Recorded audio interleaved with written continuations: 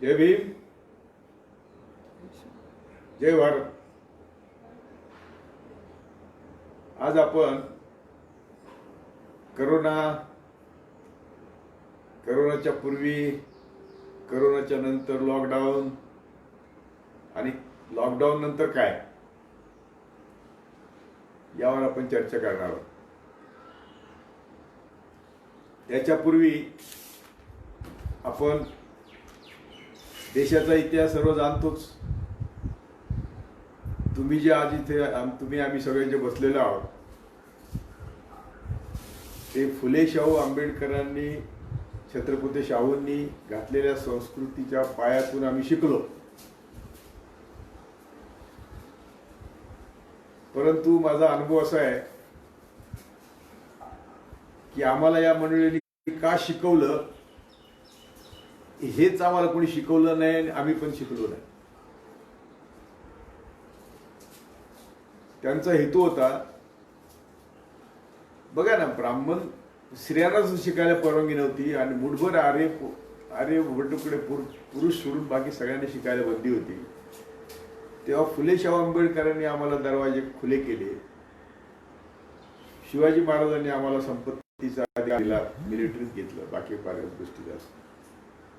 म्हणजे मनुस्मृतीला, 1000 वर्षाच्या मनुस्मृतीच्या राज्याला धक्का देणारा छत्रपती शिवाजी पहिला राजा आणि मनुस्मृती जाळणारे डॉक्टर बाबासाहेब आंबेडकर पहिले सामाजिक कार्यकर्ते. या दोघांनी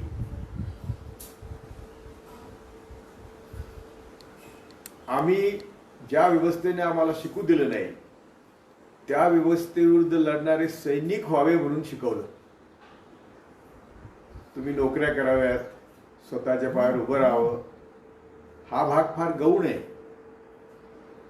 तुम्ही प्रमोशन घ्यावेत, सत्तेत भागीदारी घ्यावी. सत्तेत भागीदारी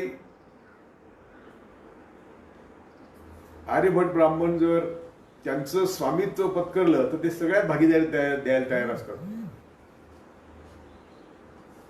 कुणीही मुसलमान लढाई करून आपल्याकडे आलेले नाही. मोहम्मद बिन कासिम इथे इन्व्हाइट केला कारण त्यावेळी बौद्ध धर्माची, संपूर्ण देश बौद्धमय होता. जवळजवळ जगच बौद्धमय होतं, थोडं ख्रिश्चन एरिया सोडली तर. आणि बौद्ध धर्मियांना नको होता कारण यांचा नेहमीचा प्रयत्न असा आहे की मनुवाद, वर्णव्यवस्थावाद आणि आता संघवाद हा कायम त्यांनी भारतावर मालकी ठेवली पाहिजे. मग मालकी ठेवायची असेल तर मुठभरांनी 99% लोकांवर मालकी ठेवायची म्हणजे काय केलं पाहिजे तर 99% लोक 99 ठिकाणी विभागले पाहिजे. आणि तसं त्यांनी आता पण यशस्वी झालेत, आजही यशस्वी झालेले आहेत. डॉक्टर बाबासाहेब आंबेडकरांनी घटनेच्या माध्यमातून पहिल्यांदा मी आज सांगतो की बाबासाहेबांना त्यांच्या विद्वत्तेला देशाच्या सीमा नाहीत, जातीच्या सीमा नाहीत, धर्माच्या सीमा नाहीत. ते फक्त एक पृथ्वी आणि एक मानव आणि मानवता हे समोर ठेवून त्यांनी कार्य सुरू केलेलं आहे. म्हणून त्यांनी निवडलेले विषय कायदा आहे, बाकी सगळे विषय तुम्हाला सगळे माहिती आहेत. पण कायद्याचा विषय फार महत्वाचा असतो. आणि मग त्यांच्या कामाला ते जर भारतात नसते तर त्यांचं खूप मोठं जागतिक एक विद्वत्ता प्रचूर आजही असले तरी मान्यता या देशात मान्यता मिळत नाही. गौतम बुद्ध, जग म्हणतं की भारताने दिलेली गौतम बुद्ध ही आम्हाला सर्वात मोठी देणगी आहे. जग म्हणतं, आमच्या देशात मान्यता नाही. हे असं होत होत आता काय झालं सध्या की साधारणपणे बाबासाहेबांनी आम्हाला संविधान दिल्यानंतर यांचं माथं ठणकलं. यांना तर स्वातंत्र्यच नको होतं. मी मगाशी म्हणलं तसं यांना फक्त यांची वर्णव्यवस्था जिवंत ठेवून भारतावर मालकी कशी राहील एवढं त्यांचं ध्येय. भारतावर मालकी ठेवायची म्हणून टिळक सुद्धा म्हटले होते की ब्रिटिशांनी तो आयात राज्य करावं इथे. फक्त आमच्या धर्मात ढवळाढवळ करू नये. धर्म म्हणजे काय? वर्णव्यवस्था. नंतर सावरकर, गोळवलकर आणि त्यांच्या सगळ्या पिलावळी या स्वातंत्र्य चळवळीला विरोध करत होत्या. मी काय म्हणतो, स्वातंत्र्य चळवळीत भाग न घेणं वेगळं. आम्ही नाही घेतला, आम्ही जन्मला नव्हतो. माझा बाप शेतमजूर होता, त्याला घेता नाही आला. परंतु स्वातंत्र्य चळवळीला विरोध, लेखी विरोध म्हणजे ब्रिटिशांच्या मिलिटरीसाठी सुभाषचंद्र बोसने मिलिटरी काढली, तर त्यांना विरोध करण्यासाठी सावरकरने अल्टरनेट मिलिटरी काढली ब्रिटिशांना मदत करण्यासाठी. त्यामुळे स्वातंत्र्य चळवळीला अत्यंत निकराचा विरोध त्या लोकांनी केला. 1925 साली जे संघाची स्थापना केली ते काँग्रेसमधून फुटूनच केली. काँग्रेसने थोडासा म्हणजे महात्मा गांधींनी टिळकांची जी टिळकवाड्यात किंवा बटुकड्यांमध्ये स्वातंत्र्याची चळवळ होती ती काढून त्यांनी गावागावात नेली गांधींनी. म्हणजे गांधींनी यांची लिडरशिप काढली आणि गांधी व्यवहारी होता म्हणून त्यांनी ती लिडरशिप तिथं राहून काही स्वातंत्र्य मिळणार नाही म्हणून त्यांनी खेड्यापाड्यात नेऊन तिची लिडरशिप बहुजनांना दिली. हा यांचं पहिलं दुःख. तेव्हापासून यांची गांधींची दुश्मनी. पाकिस्तान नाही, मुसलमानांचं लागून चालन नाही, गांधींची यांची दुश्मनी एवढीच की गांधींनी पहिल्यांदा टिळकांच्या लिडरशिप नंतर सगळी लिडरशिप बहुजनांना दिली. संविधानानंतर यांनी यांच्या काड्या चालूच ठेवल्या. गांधींचा खून केला. उलट मी म्हणतो की गांधींचा खून केल्यामुळं बाबासाहेबांना घटनालयाला चांगला अवसर मिळाला. कारण यातले बरेच विषारी जंत काही जेलमध्ये होते, काही बिळात गेले होते. म्हणून बाबासाहेबांना संविधान लिहायचं. ती संविधानाची घटना समिती, मला इतिहास माहिती आहे. बाबासाहेब स्वतःच्या मेरिटवर तिथे गेलेले आहेत, कोणाची मेहरबानी नाही. एकच भाषण त्यांचं त्या घटना समितीपुढे एवढे इम्प्रेसिव्ह झालं की सगळ्यांना वाटलं की बाबासाहेब घटना समितीत पाहिजेत. आणि मग त्यांनी होऊनच बाबासाहेबांना अगोदर जो विरोध होतो तो सगळा संपला होता. स्वातंत्र्यानंतर कसा बसा यांनी 70 पर्यंत हे शांत राहिले. 70 मध्ये यांनी इंदिरा गांधीच्या विरुद्ध सुरुवात केली. 51 ची घटना जर तुम्ही बघितली की संविधान आलं, स्वातंत्र्य मिळालं, संविधान देशाला अर्पण केलं 26 जानेवारीला. आणि नेहरूंच्या लक्षात आलं की सुप्रीम कोर्ट आणि हायकोर्ट आपल्या घटनेची मोडतोड करायला लागले. ते आरक्षण मानायला तयार नाहीत, ते जमीन अबॉलिशन म्हणजे जमीनदारी अबॉलिशन कायदा मानायला तयार नाहीत, ते 19 आर्टिकल प्रमाणे भाषण स्वातंत्र्याचा दुरुपयोग करू लागले. अशा अनेक गोष्टी नेहरूंच्या लक्षात आल्या. आणि म्हणून त्यांनी आता एक मी पुस्तक वाचलं, मी अनेक वेळा त्याचा रेफरन्स दिलाय. 16 स्टॉर्मी डेज असं तो काहीतरी एक पुस्तक आहे. आता मी तुला दाखवत नाही ते. आणि त्यात बाबासाहेबांच्या मदतीने नेहरूंनी संसदेच्या ताकदीवर कोर्टाचे सगळे अधिकार काढून घेतले. आरक्षणाबद्दलचे वेगळी सूची केली आणि त्या सूचीत टाकलेले कायदे त्याची कोणाला चॅलेंज करता येणार नाही अशा प्रकारची तरतूद केली. म्हणून पुढे हे सगळं टिकलं. पुढे येऊन 70 साली सुरू केल्या काड्या करणं. जसं आता अण्णा हजारे नावाचं बोगस पात्र उभं केलं आणि भ्रष्टाचार म्हणून 2010, 11, 12, 13ला रान उठवलं आणि मोदी नावाचा राक्षसांच्या बोकांडी बसला. तसं त्यावेळी सुद्धा इंदिरा गांधीला त्यांनी कॉर्नर केलं. तिला पण आणीबाणीपर्यंत जावं लागलं. पण तुम्ही आणीबाणीतले जर कायदे बघितले तर ते सगळे आपल्या फेवरमध्ये कायदे आहेत. हे नेहरूंचा एक बघा, बरोबरीचा दर्जा देण्यासाठी नेहरूंनी केलेला प्रयत्न आणि इंदिरा गांधींनी सुद्धा बरोबरीचा दर्जा देण्यासाठी केलेले प्रयत्न दोन्ही अभ्यासण्यासारखे आहेत. 20 कलमी कार्यक्रमात भूमिहीनाला जर कलेक्टरने जमीन दिली नाही तर कलेक्टरला सस्पेन्शन करण्याचे अधिकार होते. कलेक्टरची ट्रान्सफर करायला सांगितली होती. मागितली त्याला जमीन दिली पाहिजे असं त्या 20 कलमी कार्यक्रमात होतं. गरिबी हटावा 20 कलमी कार्यक्रम काय असतील ते. पुढे जयप्रकाश नारायण नावाचं भूत उभं केलं आणि मोठी नवभारताची चळवळ उभी केली आणि त्यात जयप्रकाश नारायणने संघाला बरोबर घेतलं. जो संघ तोपर्यंत अछूत होता भारताच्या राजकारणात, त्याला बरोबर घेतलं आणि त्यामुळं संघाला सत्तेत भागीदारी मिळाली. ती भागीदारी फार महाग गेली.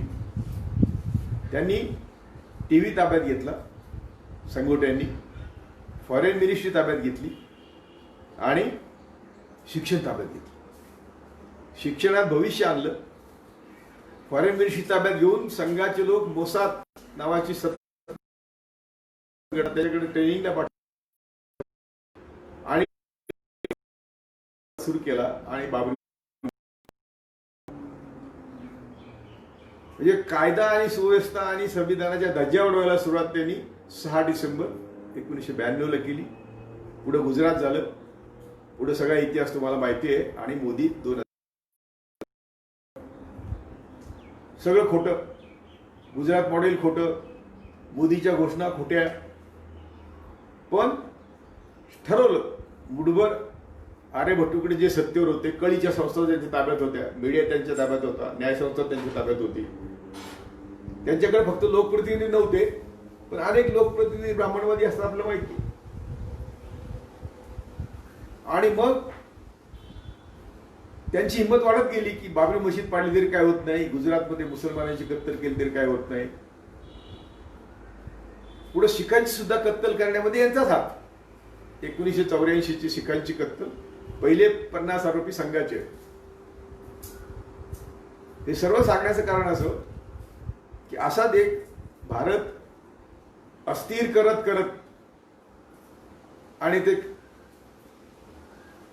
भ्रष्टाचार मुक्त भारताची चळवळ उभी करत त्याची सगळ्यांची कटकारस्थानं हा दोवाल आणि बाकीची त्यांची मंडळी होती. त्यात हजारेला तिथं बोलवायचे. हा केसरीवाल तिथं होता, ती बाई ती पोलीसची बेदी तिथं होती.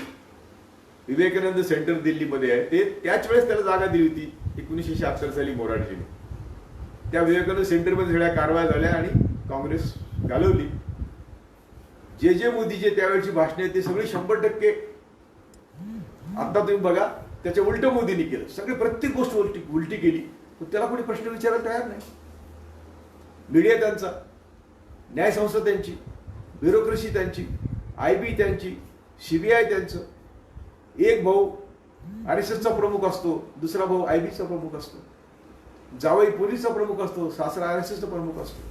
अशा तऱ्हेने संपूर्ण जाळं त्यांनी बसवलं आणि आमचे लोक आपसात भांडत राहिले. आजही आम्ही तेच करतो आणि ते रात्रंदिवस छलकपट कारवाया करत राहिले. मोदी सत्तेवर आला, त्यांनी ते काय इलेक्शनच्या अगोदर जे कबूल केलं त्याचं पूर्ण भाषाच नाही केली. ब्लॅक मनी असो, 15 लाख असो, 2 कोटी नोकऱ्या असो, शिक्षक शेतकऱ्यांचं उत्पन्न दुप्पट असो, काय घेतलं नाही. पण नवीन फंड सुरू केले. आल्या काय केलं, त्यांचं ध्येय बघा संघाचं की बहुजन समाजाची नेहमी कमरतोड करायची. देश तर अस्थिर करायचंच, पण कमरतोड करायची. ती कमरतोड करताना त्यांनी काय केलं, पहिल्यांदा नोटबंदी केली. नोटबंदी करून आमच्या प्रत्येकाच्या खिशातला रुपया, 2 रुपये, 10 रुपये काय असतील ते काढून घेतले. मग GST केली. मग त्यांनी कारवाया चालूच ठेवल्या. लव जिहाद, गौ संरक्षण, म्हणजे ज्या गोष्टीचा आमच्या अन्न, वस्त्र, निवारा, आरोग्य आणि शिक्षणाशी संबंध नाही, अशा गोष्टीमध्ये 1992 नंतर आम्हाला उलझवायला सुरुवात केली. बाबरी मशीद पाडायला सुद्धा आपलीच पोरं होती डोमावर. मग ह्याचा परिणाम असा झाला की 2019 आलं, 5 वर्ष मोदींनी राज्य केलं. इलेक्शन हारतो असं वाटल्याबरोबर बघा ना, आता मी वाचत होतो की मोदी त्या शरीफच्या घरी जातो बिना बोलवता आणि 4 दिवसांनी पठाणकोटच्या एअरपोर्ट, जो जगातला सर्वात सुरक्षित एअरपोर्ट, त्याच्यावर पाकिस्तानी अतिरेकी येतात, हल्ला करतात. त्याच्यानंतर लगेच उरी होतो, उरीवर हल्ला होतो. उरी पण मिलिटरीचा सर्वोत्कृष्ट संरक्षित बेल्ट. उरीचे अतिरेकी आश्रयाला पोलीस स्टेशनमध्ये जातात. त्यांनी शेकडो सैनिक मारल्यानंतर ते पोलीस स्टेशनमध्ये जातात. पोलीस स्टेशनमध्ये गेल्यानंतर ते फायरिंग करून थकतात. तर त्यांना अरेस्ट करून ट्रायल करायची टेररिस्टची, ते केली नाही. त्यांना मारून टाकलं. कारण टेररिस्ट कोणी आणले, कसे आले, हे ट्रायलमध्ये निघेल बाहेर.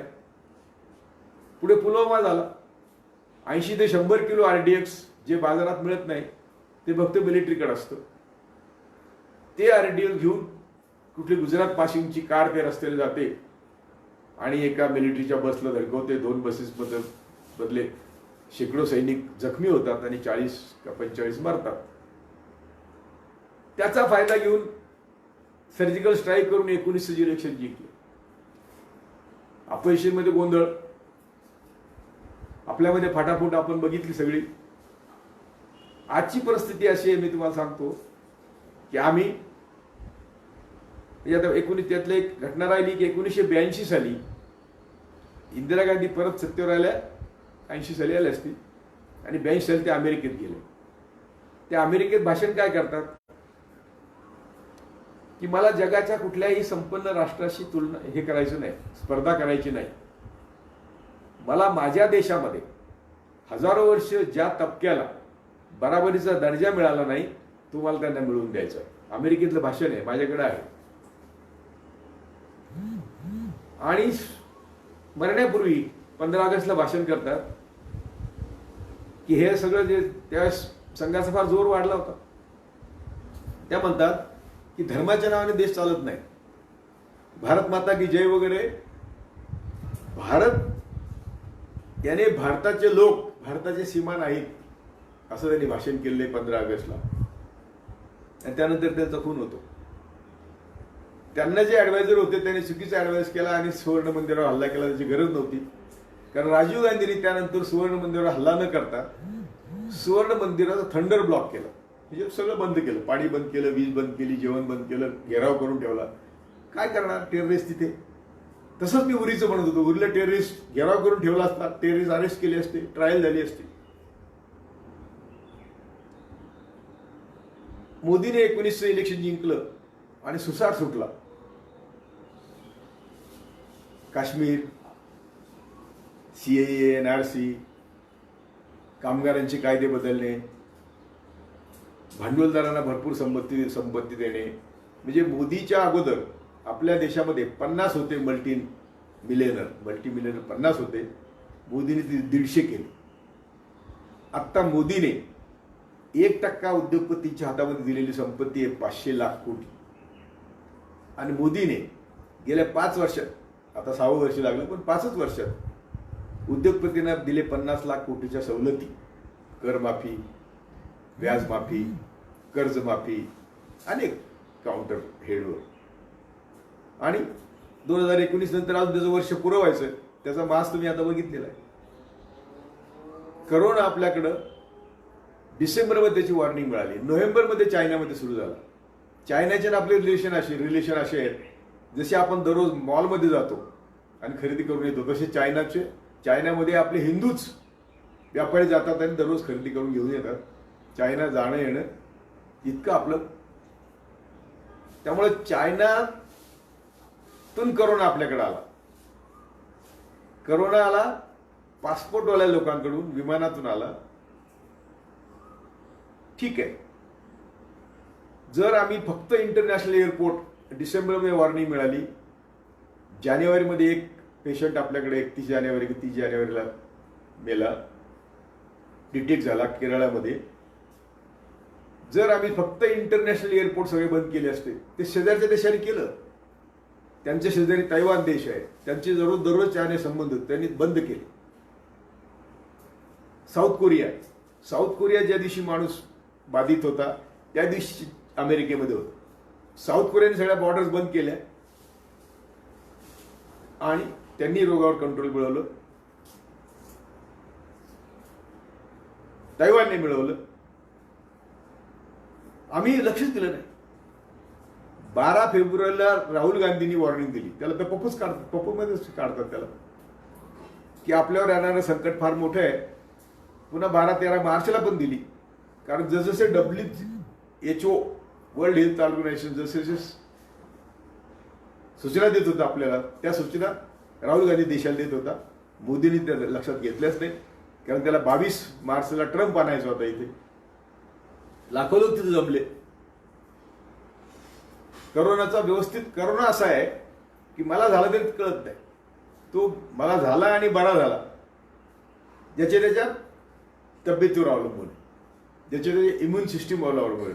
करोना झाला म्हणजे माणूस मरतो असं नाही. पण आपल्याकडे आज करोडो लोक करोना बाधित आहेत. त्यांची टेस्ट नाही, त्यांची ट्रीटमेंट नाही. त्यामुळे आपल्याला कळायला मार्ग नाही. आपल्याकडचं हेल्थ डिपार्टमेंट एवढं वीक आहे की जर अमेरिका त्यांच्या हेल्थ डिपार्टमेंटवर 20 रुपये खर्च करत असेल 100 तर आपल्याकडे 40 पैसे खर्च करतात. 40 पैसे. त्यामुळे हेल्थ डिपार्टमेंट आपल्याकडे नाके बराबर आहे. मग एकदम जागे झाले हे आणि यांनी 24 मार्च पासून लॉकडाऊन केलं. त्या दिवशी काय परिस्थिती होती? अगदी 18 मार्चला त्यांनी पहिल्यांदा थाळ्या वाजवायला सांगितलं ना, त्या दिवशी आपल्याकडं मला नाही वाटत कोणी मेले होतं, पण 4-2 मेले असतील आणि 100 लोक बाधित होते. 24 मार्च पर्यंत ते पाकडा 550 गेला आणि 9 लोक मेले. त्या दिवशी यांनी लॉकडाऊन केलं. जशी नोटबंदी 4 तासाची नोटीस दिली, जशी लॉकडाऊन पण 4 तासाची नोटीस दिलं. आमच्या देशामध्ये कमीत कमी 30 ते 40 कोटी मायग्रंट लेबर आहेत. खेड्यात बाबासाहेबांनी सांगितलं शहर सोडा आणि खेडी सोडा आणि शहरात जा. आणि ते सगळे आपले लोक आहेत. दलित आहेत, मुस्लिम आहेत, आदिवासी आहेत. त्यांना सगळ्यांना लॉकडाऊन मध्ये राहायचं म्हणजे ज्यांना दररोज 2 वेळचे जेवणासाठी कष्ट करावं लागतात, त्याला मला आपण म्हणतो की ज्याचा हात पोटावर आहे, काय पोटावर हात काय काय ते बघा, ते ज्याचं हातावर पोट आहे त्याला लॉकडाऊन कसं चालेल? तो उपाशी मेला महिनाभर. त्यांनी सगळं सहन केलं, त्याला सहन होईना. मायग्रंटला जाऊ द्यायचं गावाकडं. जर लॉकडाऊन 4 दिवस, सिंगापूरने लॉकडाऊन केला 5 दिवस मुदत दिली. बांगलादेशने लॉकडाऊन केला 7 दिवस मुदत दिली. आफ्रिकेने लॉकडाऊन केला 5 दिवस 4 दिवस मुदत दिली. कोणी लॉकडाऊन असा नाही केला. आणि एवढी देशाची अफाट लोकसंख्या असलेल्या जगामध्ये असा कोणीही लॉकडाऊन केलं नाही. मोदींनी केलं. 4 तासाची नोटीस देऊन केला. काय 8ला तो बोलतो, 9 पण बोलतो आणि 12ला लॉकडाऊन होतो. 3 तासाची नोटीस. लोक सैराबाहेर झाले. आजही लोक रस्त्यावर आहेत. मोदी त्यांच्याबद्दल एक शब्द बोलत नाही. म्हणजे जणू काही तो श्रमिकाबद्दल बोलला तर त्याच्या जिभेला लाकवा होईल असं तो बोलत नाही. हा मित्रांनो मनुवाद आहे. मी मग सांगितलं ना की त्यांचं ध्येयच ते आहे की तुमची कमरतोड करायची, आर्थिक कमरतोड करायची, सामाजिक कमरतोड करायची. आता सोशल डिस्टन्सिंग शब्दाचा बघा ना तुम्ही. शारीरिक फिजिकल डिस्टन्सिंग पाहिजे. सोशल डिस्टन्सिंग संबंध काय? तेच शब्द त्यांचे तेच आहेत. आणि लॉकडाऊन केलं आणि म्हटलं काय बघा तुम्ही. आता तुम्ही मला माहित नाही तुम्ही ऐकता का नाही. म्हणला की महाभारताची लढाई 18 दिवसात जिंकली होती. महाभारताची लढाई आम्ही 18 दिवसात जिंकली होती. अरे हरामजाद्या, महाभारत घडलेलंच नाही. रामायण महाभारत घडलेलं नाही, ते कथानक आहेत. पुढे म्हणतो म्हणून करोनाची लढाई आपल्याला 21 दिवसात जिंकायची. म्हणून त्याने 21 दिवस लॉकडाऊन पहिले जाहीर केलं. पटापट लोक मरत होते, संख्या वाढत होती. आज 1.5 लाखाच्या जवळपास. लॉकडाऊन ठेवलं कशाला? जेव्हा लॉकडाऊन केलं त्याच्या अगोदर एक 8 दिवस दिले असते. सगळ्या मजुरांना गावागावी पाठवलं असतं. सगळ्यांना संधी दिली असती आपापला असं आवरायला. काहीच दिलं नाही. आणि कुणी काही केलं म्हणजे सोनिया गांधी म्हटलं की मी रेल्वेचं भाडं देते तर तिला इटालीला जा वगैरे, म्हणजे कोणाचं काही सहन करायचं नाही.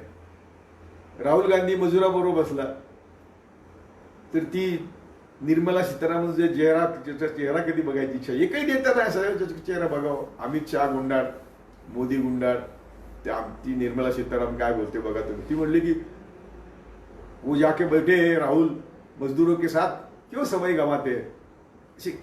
तुच्छी चेहरा करून जाओ ना उनके साथ, उनके बच्चे कंधे पर लेके चलो उनके साथ. तिला माहिती आहे की लोक चाललेले आहेत.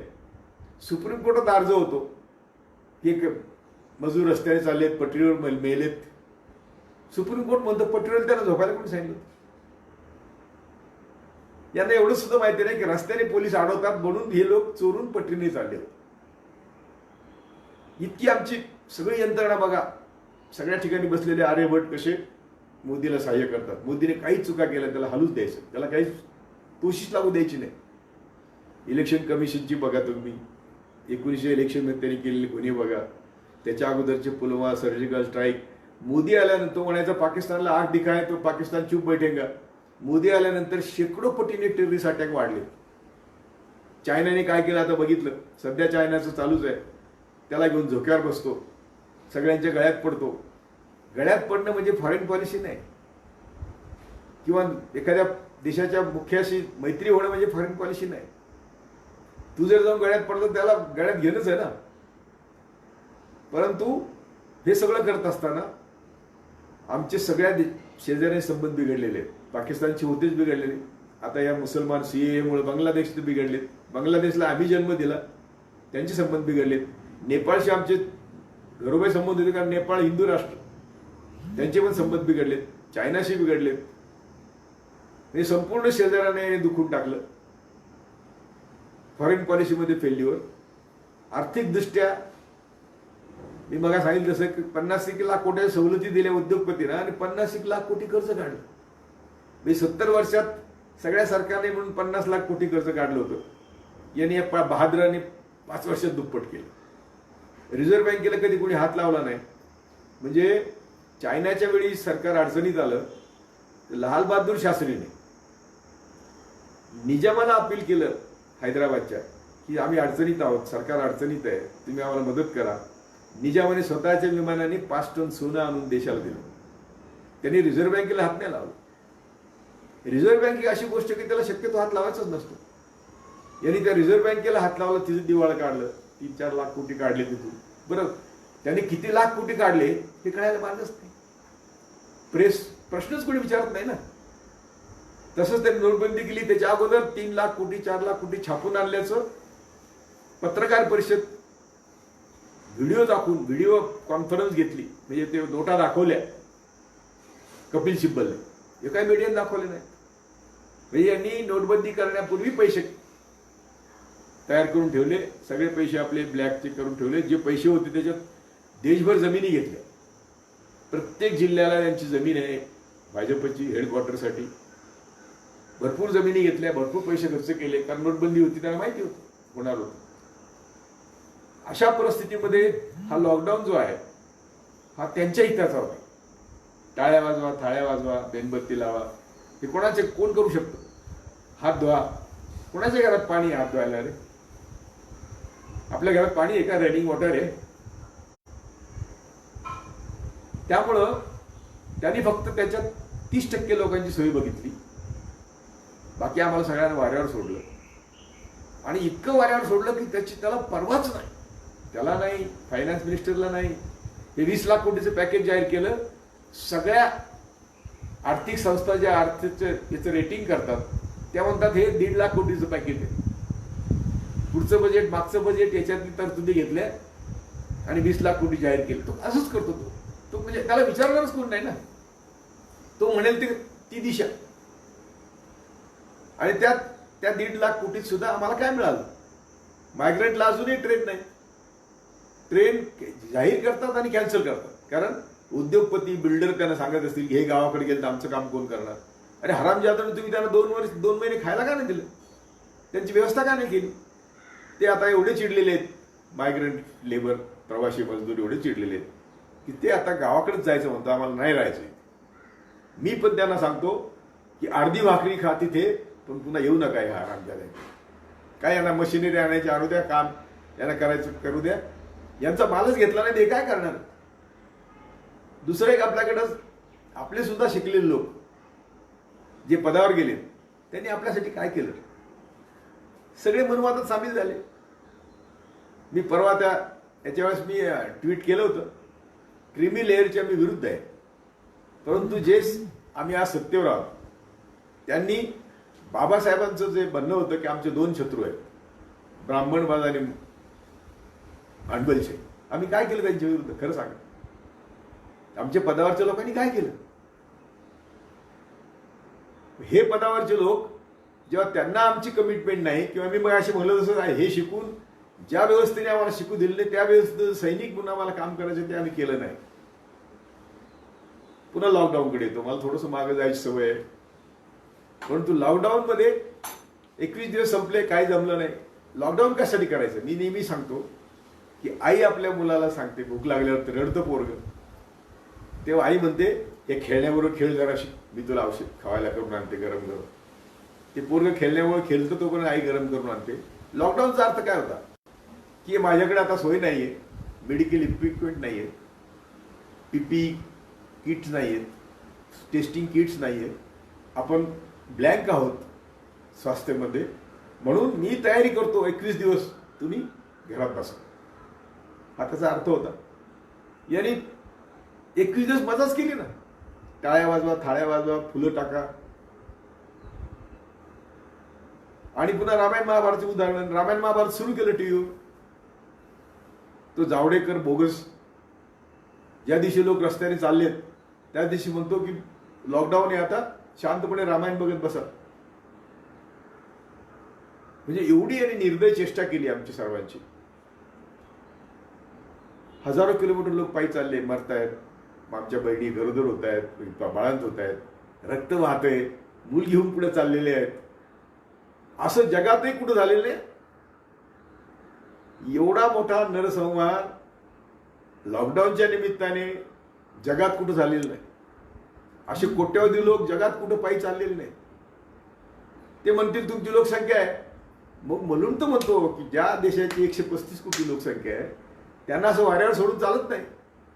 एक तर त्यांची तुम्ही आहे तिथं राहा म्हटल्यावर त्यांची व्यवस्था करायला पाहिजे, ती तुम्ही करणारच नाही. मग तुम्ही त्यांना अगोदर गावी पाठवायचं, मग लॉकडाऊन करायचं, ते तुम्ही केलं नाही. आणि तुम्ही त्यांचे ते सफर होत आहेत दररोज, त्याच्याबद्दल एक शब्द बोलत नाही. एवढा माज कुठला आला तुम्हाला? कारण सगळ्या कळीच्या संस्था यांच्या ताब्यात आहेत.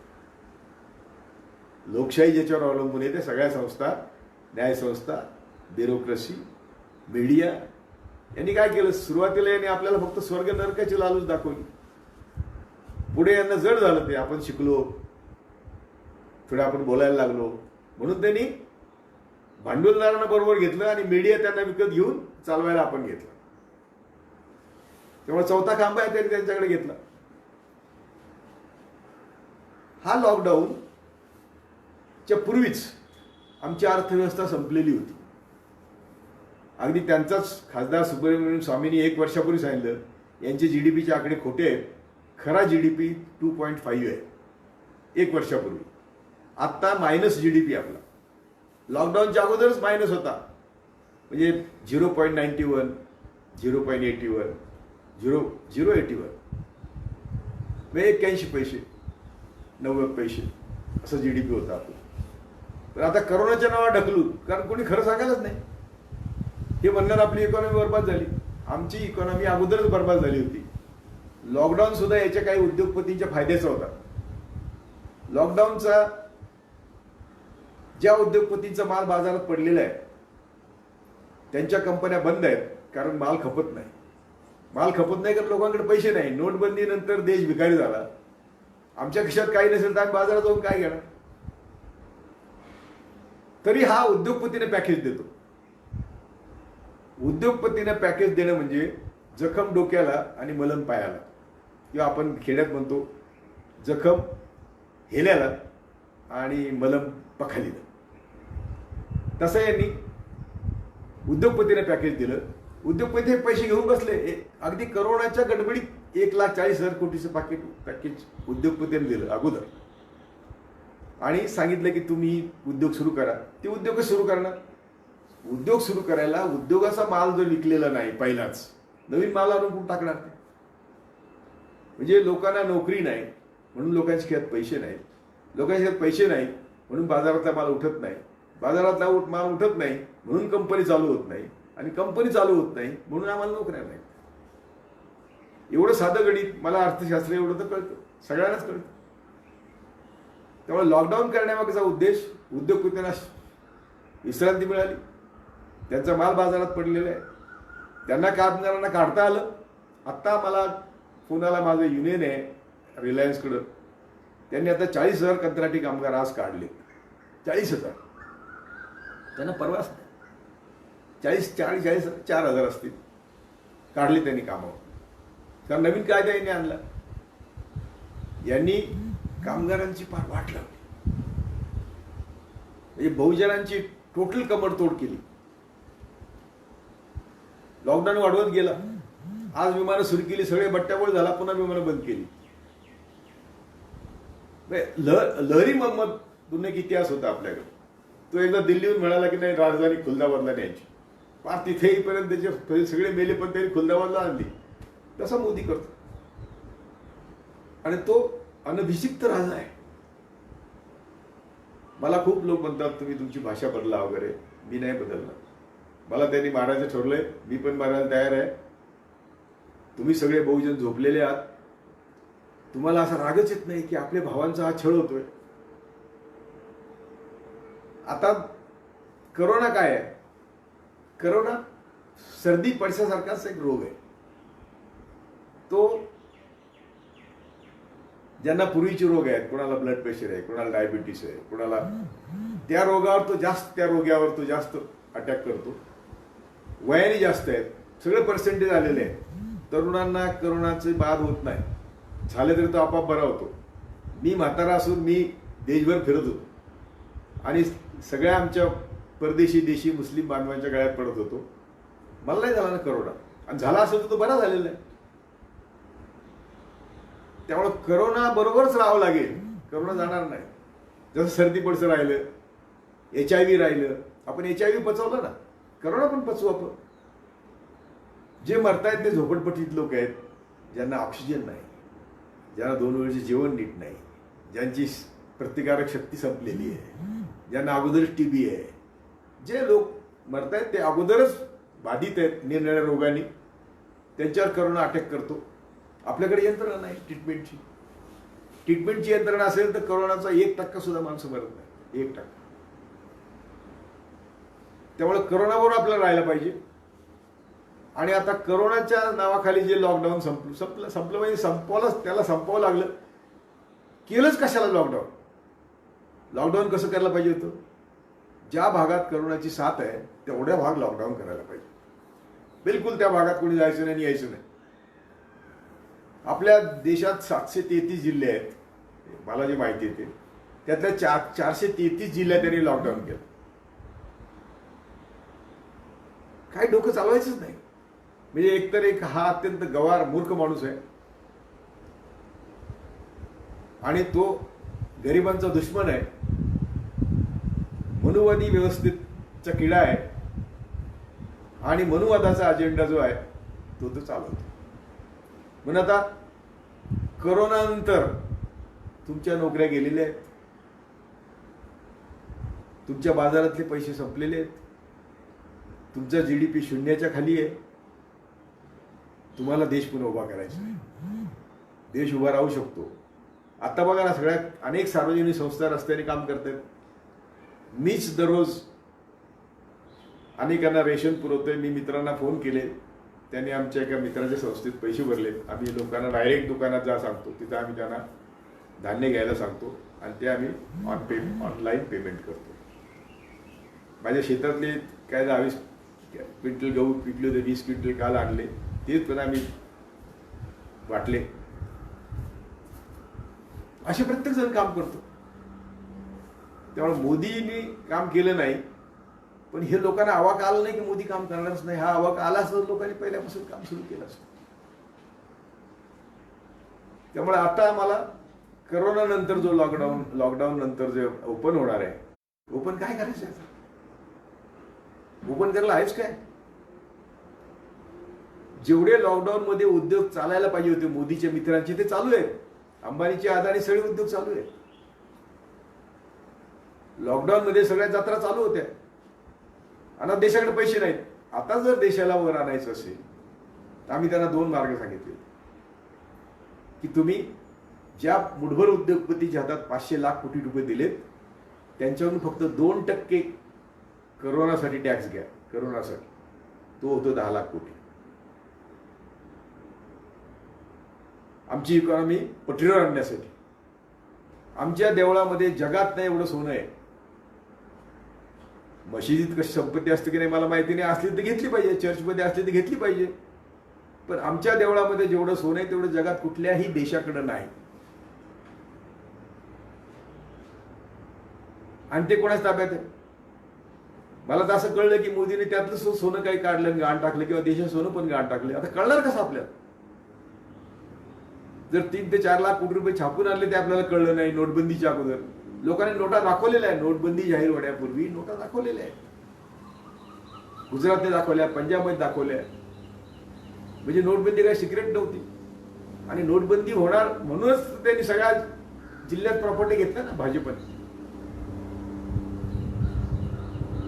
त्यामुळे त्यांचं सगळं व्यवस्थित चाललेलं आहे गुडबराच मनुवाद्यांचं. आणि आमचं सगळं वाटलं झालं. हे दोन्ही मार्ग ते कोणी स्वीकारणार नाहीत. पैसे नाही म्हणून बोंब मारतात. तिसरा मार्ग आहे नोटा छापणे. तोही त्यांना छापायचा नाही. तुम्ही मरता त्यांना आनंद आहे. तुम्ही मरता त्यांना आनंद आहे. त्यामुळं करोना जाणार नाही म्हणून लॉकडाऊन नंतर काय, तो लॉकडाऊन नंतर आम्हाला व्यवस्थित संघटन बांधलं पाहिजे. गांधी नको, नेहरू नको, त्यांचे इतिहास तर वाचा. जो काही त्यांचा फायदा झालाय आपल्याला तेवढं तर बघा. आणि आता वेळ काय? तुम्ही बाबासाहेबच वाचत नाही. बाबासाहेब म्हणतात की आमचं राजकारण पासंगाचं आहे. पासंग कळतो का नाही? जर एखादं वजन झिजलं तर त्याला तेवढं थोडंसं शिसं वाटतं. तेव्हा आमचं राजकारण पासंगाचं आहे. तो पासंग कसा वापरायचा? जेव्हा देश संकटात आहे त्या देशाला संकटमुक्त करण्यासाठी राजकारण वापरायचं आहे आपलं. त्यामुळे आम्ही कमीत कमी धोकेबाज कोण आहे त्याला बरोबर घेऊन राजकारण केलं पाहिजे. आम्ही गांधीला शिवाय देतो, नेहरूला शिवाय देतो, सगळ्या पक्षांना शिवाय देतो, कम्युनिस्टांना शिवाय देतो. आणि आमच्या तर त्याला म्हणतात ना आपल्याकडे खेड्यात, मी आता खेड्यातल्या भाषेत बोलतो, गांडीत नाही गुण कावळ्याला आवतनं तसंच झालं आमचं. तेव्हा आम्हाला फार शहाणपणाने राजकारण केलं पाहिजे. पासवान म्हणतो, आपले सगळे लीडर बघा ना मोदी बरोबर आहेत. पासवान असेल, मायावती असेल, प्रत्यक्ष मोदी बरोबर आहेत. तुमचे मायावतीचे भक्त वगैरे मला चिडतील. तुम्ही कोणी माझ्यावर चिडू नका. माझा काही स्वार्थ नाही. कोणी मला शिवाय देण्याची गरज नाही. मी माझं सर्व देशाला अर्पण केलेलं आहे. विशिष्ट आंबेडकरवाद्यांना 1976 पासून मी सगळीकडे जातो. मी कोणाचा रुपया घेतला का विचारा. आणि तुमचा एकही नेता असं दाखवा की तुमचा रुपया नाही घेतला तुमच्याकडे येतो. तुम्हाला असं उचलली जीभ लावली टाळ्याला करू नका. समजून घ्या. आम्हाला बेरजेचं राजकारण केलं पाहिजे. मोदीपेक्षा कमी घातक कोण आहे त्याला बरोबर घेऊन पहिल्यांदा मोदीला संपवलं पाहिजे. मग ज्याला आपण बरोबर घेतलंय, जर आपली एवढी ताकद असेल की त्याचं सरकार आपल्याशी चालत नाही, आपण ते पाडू शकतो. आपण त्याला धडा शिकू शकतो.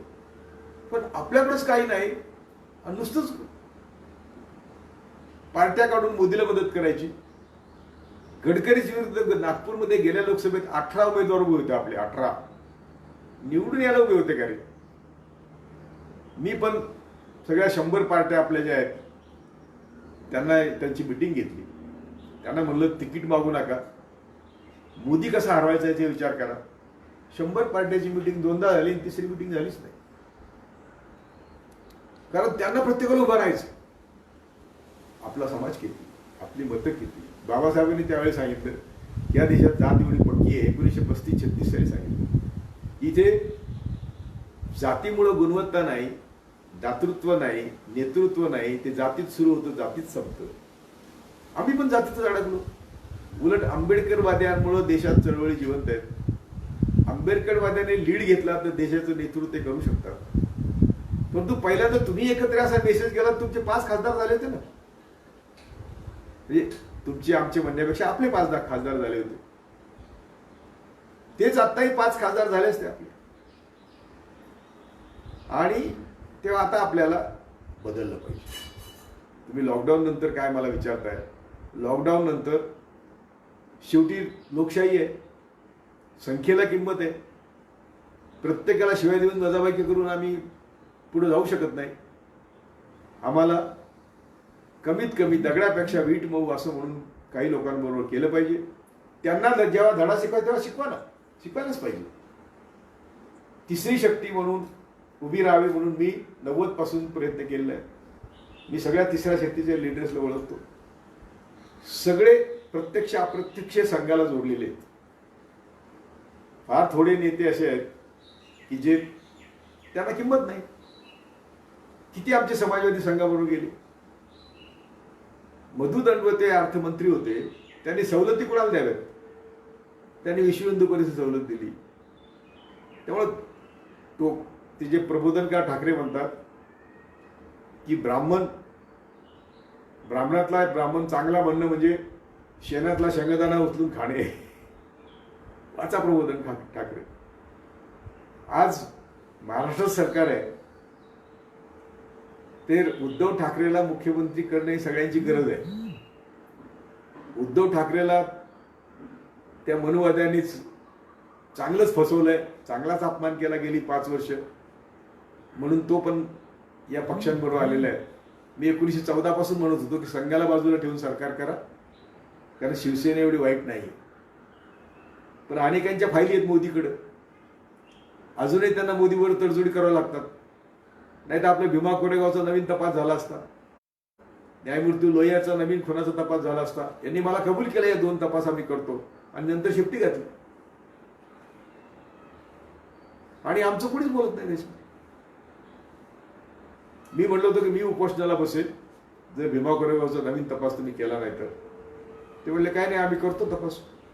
उलट शरद पवार त्याच्या अगोदर सरकार येण्यापूर्वी, इलेक्शनच्या पूर्वी, मी आणि त्या एका फंक्शनमध्ये होते तर म्हटले की एल्गार परिषदेला जो त्रास झाला, मी असतो ते त्या कमिशनरला सस्पेंड केला असतो. सत्यरावला पण कोणाला सस्पेंड केलंच नाही ना. मग काय म्हणतात मला, तुम्ही काँग्रेसशी आहात. अरे काँग्रेसने मला जेलमध्ये टाकलं, पोलीस कस्टडी. मी देशातला एक न्यायमूर्ती असेल की मी पोलीस कस्टडीत राहिलो. गोचिड काय नाही ते मी बघितलं सगळं. पोलीस कस्टडी होती मला जैतापूरच्या आंदोलनात. नंतर मी जेलमध्ये होतो. आजही तो खटला चालू आहे. असे किती खटले माझ्यावर चालू आहेत. त्यांनी स्वतःवरचे खुनाचे खटले काढून टाकले आणि आपले साधे खटले निघत नाही. हे सरकारला सुद्धा मी सांगितलं की सगळे खटले नील करा, 0 करा. अजून झाले नाहीत. ते करोनाच्या नावाखाली चाललंय त्यांचं. आज शेतकरी ट्रबलमध्ये आहे. त्याच्या शेतात माल पडलेला आहे, त्याला घ्यायला कोणी नाही. त्याला पुढचं पीक करायची त्याची तयारी नाही, त्याच्याकडे बी बियाणं नाही. त्यामुळे तुम्हाला करोना नंतरचा जो भाग आहे भारत, आम्ही तरी थोडासा बरा भारत बघितला. कारण माझा जन्म 1942 सालचा आहे. स्वातंत्र्यानंतर आम्ही पहिली पिढी आहे शिकलेली. आम्हाला फुकट शिकवलं. आम्ही न्यायमूर्ती पदापर्यंत पोहोचलो. आम्ही समजतो ही सगळी फुलेशाह आंबेडकरची किमया आहे म्हणून आम्ही पोहोचलो. आजही जगात आपल्या आंबेडकरांचे अनुयायी सगळीकडे आहेत. बाबासाहेबांना कुठल्या जातीत देशात सुद्धा अडकता कामा नये, इतकं मोठा बाबासाहेब. तेव्हा आमचे सगळीकडे आंबेडकरवादी जगभर आहेत.